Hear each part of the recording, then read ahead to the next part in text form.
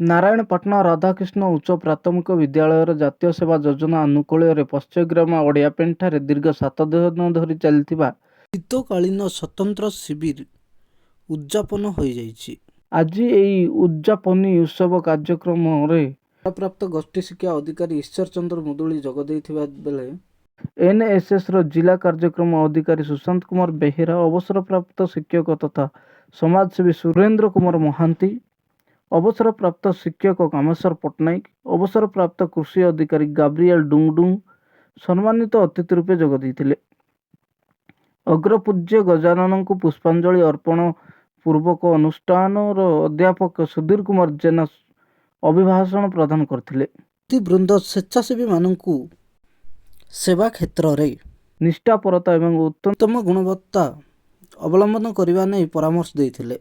ଅନ୍ତିମ ପର୍ଯ୍ୟାୟରେ ଶିବିରାର୍ଥୀଙ୍କୁ ପ୍ରମାଣପତ୍ର ପ୍ରଦାନ କରିବା ସହ କ୍ଷେତ୍ରରେ ମନୋନୀତ ହୋଇଥିବା ଉତ୍ତମ ସ୍ୱେଚ୍ଛାସେବୀଙ୍କୁ ସ୍ମାରକପତ୍ର ପ୍ରଦାନ କରାଯାଇଥିଲା।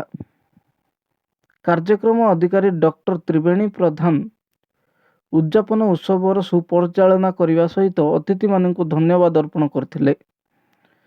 ଇଂରାଜୀ ଅଧ୍ୟାପକ ପ୍ରଜାରଞ୍ଜନ ମିଶ୍ର, ଅର୍ଥନୀତି ଅଧ୍ୟାପକ ସୁଶାନ୍ତ କୁମାର ପରିଡ଼ା ଏବଂ କ୍ରୀଡ଼ା ଶିକ୍ଷକ ରଜତ କୁମାର ହିଆଲ ସହଯୋଗର ହାତ ବଢ଼ାଇଥିବା ବେଳେ ଅନୁଷ୍ଠାନର ସମସ୍ତ ଅଧ୍ୟାପକ ଓ କର୍ମଚାରୀ ଉପସ୍ଥିତ ରହି ଶିବିରାର୍ଥୀଙ୍କୁ ଉତ୍ସାହିତ କରିଥିଲେ।